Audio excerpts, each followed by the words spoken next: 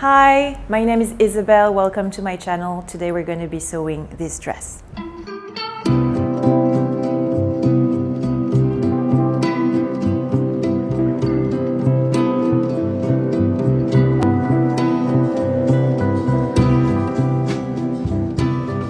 For this project, I recommend using an opaque fabric with a nice drape, which means it's got to be a somewhat heavy fabric. Like personally, I wouldn't make it with poplin, for instance, but rather you might want to take linen, as I did, a heavier crepe, viscose, satin, twill, light denim, or tencel. You can take a fabric including a bit of elastane if you like. Mine doesn't have any, and the pattern was made with a non-stretchy fabric in mind, but if it's got like 1-3%, I don't think it's going to be a problem. And you're going to need some light woven interfacing and a 60 centimeter long invisible zipper. How to assemble the pattern? I have printed the pattern on A4 sheets of paper. If your typical printing format is letter, no problem. The PDFs are adapted to both A4 and letter format. You'll just need to print on scale 100% in both cases. You print the first page first, the one bearing the checkbox. So you print that one page first, you check the measurements, and if the measurements are correct, then you print the rest of the entire pattern. I'll lay a couple of pages on the table and you'll understand how to assemble the pages together. As you can notice, there are a letter and a number on each page. You'll order the pages following an alphabetical order for the lines and a numerical order for the columns. So concretely, the lines are going to be all letters, hence all the A's on the first line, second line B's, and then C's and so on. And then the first column will be all ones, second column twos, and so on. So now I'll cut off the margins only on the right and the bottom, and I'll stick the pages together in order. And then I cut the pattern pieces. So here are the pattern pieces cut in the paper, to front, to back, and the facing. I just wanted to show you something that is written on the pattern, and namely the fact that you can see here written cut here for lining. This tutorial is for a non-lined version of the dress because I figured most of you would want a simple and straightforward dress to make, but if you know how to line a dress and you want to make a lined version, then you'll have to print the pattern twice and cut the paper following the lines here to get the lining pieces. Also note that 1 centimeter of seam allowances are included. Here are the pattern pieces cut in my fabric. I've got the front part here with this part, which is the middle front cut on the fold, the front neck facing, backed with interfacing like all the facings here, the armhole facings here. Here are the two back parts. I have marked all the notches, including here the zipper notch, and here is the back neck facing. Finally, we've got the zipper. This is a 60 centimeter long zipper. I've got a few of these 60 centimeter long zippers stored at home because it's the regular zipper length for dresses. And I have here a miniature of the dress, which is why the zipper seems so long in comparison to it. So I keep only the front parts to begin with. I'm gonna say that this is the right side of the fabric, so I'm writing right. Do not write anything on your end, this is just for the tutorial's sake. I'll lay the fabric right sides together and I'll pin matching the notches. Once one side is pinned, I do the other side like this, and now I'll sew straight stitches respecting 1 centimeter of seam allowance. And again, the seam allowance is included. I'm using contrasting thread here only for didactic purposes, right? You better take matching thread unless you want some stylistic effect. And by the way, if you hesitate between two hues, take the darker one. This is what I get. I'm opening here to show you the front on the right side of the fabric. And if I show you the wrong side, here's what it looks like. And as much as it might be tempting, you don't want to finish the edges just now, as there is a very important fitting session coming later, and you might have to adjust things up, so don't waste your time and your supplies. Let's concentrate now on the back pieces. Here are the two center back pieces. Between these two pieces, we'll have a zipper and a slit. So let's prepare the pieces first. First, by backing the edges with interfacing. I have some interfacing strips that I cut off a big piece of interfacing I bought by the yardage. You want the strips to go down or be stuck past the zipper notches, and we'll also want some pieces stuck at the root of the slit where the fabric opens. Adding interfacing here, by the way, is a must. In my case, since it's a miniature, I cut a single long piece till the slit, which you can do as well unless you want to save material, your choice. Now I'll finish the edges with my overlocker.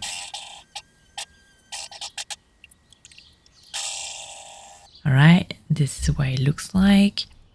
I'm going to add my zipper now. Have a look at where the zipper notch is. I pin my zipper on one side, right sides together. Here, I'm showing you that I've made a mark 1 centimeter from the edge with my pen. It's just my seam allowance. It's just to make sure I place the zipper correctly, namely that the plastic parts that stops the zipper head is at the level of the mark, or at least right underneath rather, against it. I'll sew this on one side. So this is not my favorite method to sew an invisible zipper. I'll give you a better method if you're unsure of yours, and you'll find it in the description box. Okay, I've sewed my zipper. Now, I pin the other side of the zipper, and that is the result. I'll close the portion between the zipper and the slit. I pin. I'll start my seam exactly where the zipper seam ends. I'll go at it by sticking my needle manually first, and now let's see where the seam must stop. So this is where I'll stop my seam.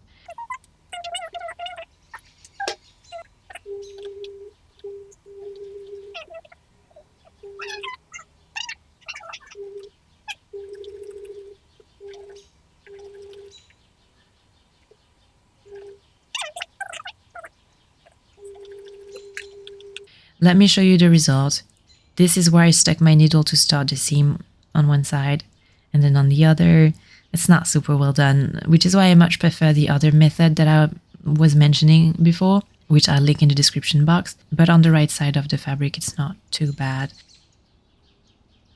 And for the slit, this is where I stopped the seam. I'm going to open the seam allowance and I'll press down the entire back.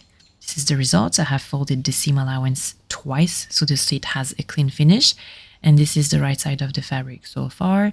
For the slit seam, I'll sew close to the edge all around the slit, and I'll make sure to make securing stitches where the slit begins.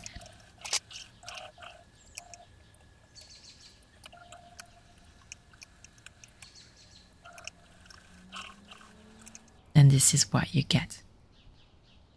I'm going to add the sides to the center back, and I'm going to sew right sides together. And at the end of this operation, it's going to look like this. I press down the seams towards the middle. Now I'm going to lay the front and the back parts right sides together. I'll sew the shoulders with a regular stitch length and the sides with the longest stitch length to make a basting seam, which means that we're only making a temporary seam here. The reason is that it's fitting time.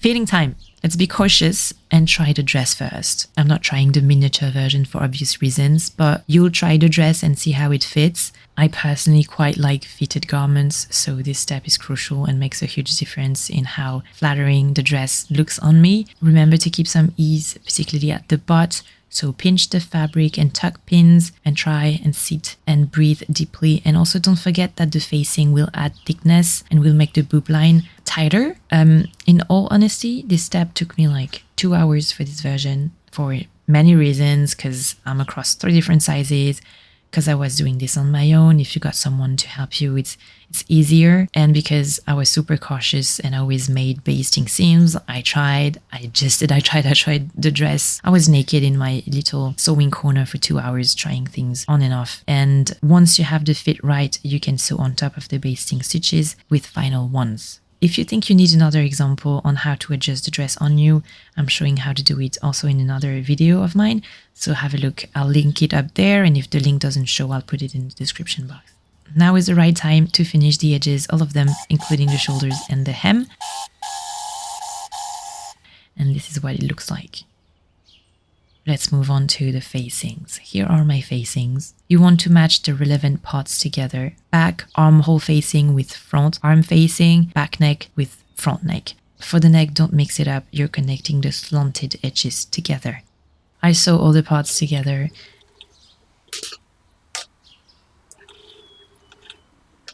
And this is what I get. I'm going to flatten the seam allowances in the opposite direction compared to the seam allowances of the dress.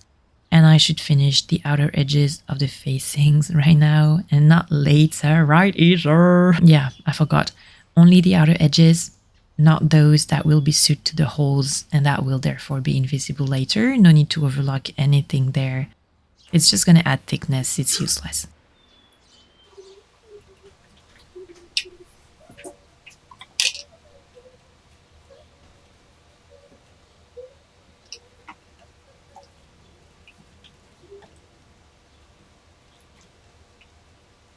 I'll pin the facings right sides together.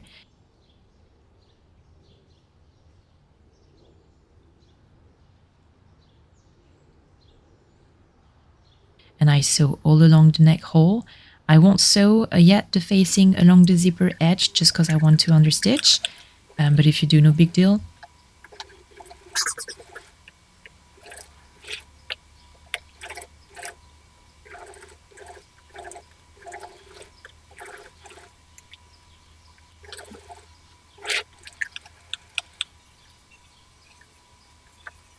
And here's what I get. And my seam allowance wasn't sewed flat in the right direction, so I'll correct that quickly. There we go. Please note that I haven't sewed until the very end here. I stopped about 1 centimeter from the edge instead of sewing in the seam allowance. And that is because said seam allowance will be chopped in a moment. I'll make some notches, cuts, I'm not sure what they're called, in my seam allowance. Once it's done, I flatten the seam allowance against the facing and I understitch.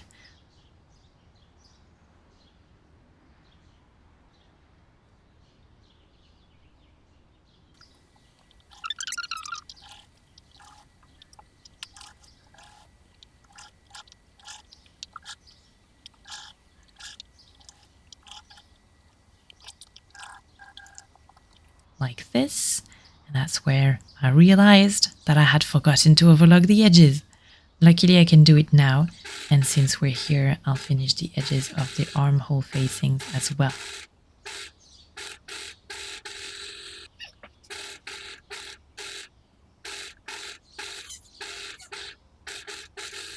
It's gonna look like this once it's done. I pin the facing along the zipper and also close to the zipper teeth like this.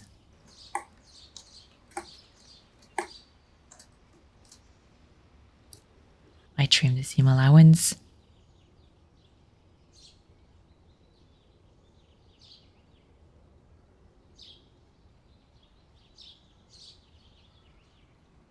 Let me close the zipper just to see.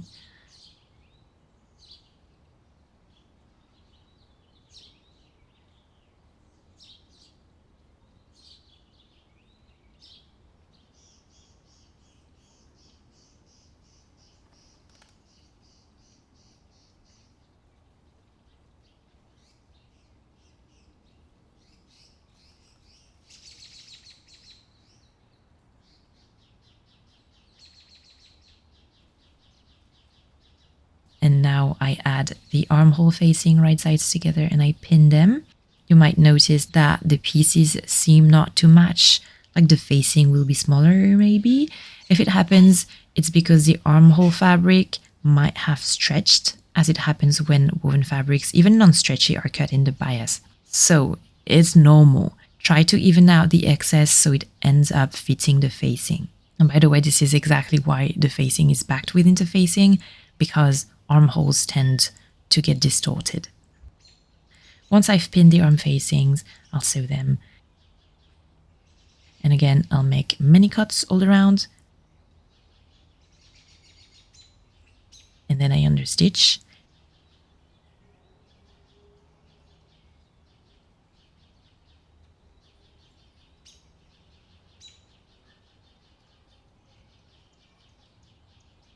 And final step with the facings, I'll sew the facings with invisible stitches to the dress. That being said, they can turn out to be visible when you wear the dress on the right side, so you don't have to. I'll do it for the armholes, but not for the neck facing. I'm only sewing the neck facing to the seam allowances. Luckily, we've got a few of them thanks to the princess seams. And also, if your fabric is stretchy, yeah, I don't recommend, but you can try and then remove it, of course.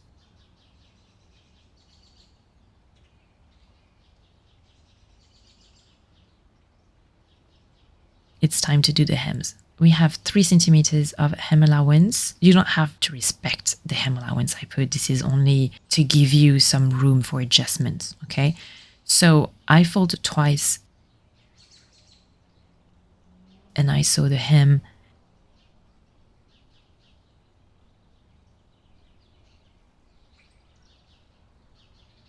And this is what I get. I'll flip the dress inside out so we can get a bigger final picture. The arm facing is quite discreet on the right side. On the back, a burned patch here. And let me open the zipper for the sake of it. This is the inside. And yeah, that is it. Thank you so much for spending some time with me. I hope you enjoyed this tutorial. This was part of my spring-summer collection, which is the first time I ever did a sort of collection with whole entire outfits. So go check it out entirely if you're curious. And if you want to be in the know of what I do, follow me on Instagram, TikTok, and Pinterest. And I'll see you soon for more content. Meanwhile, you take care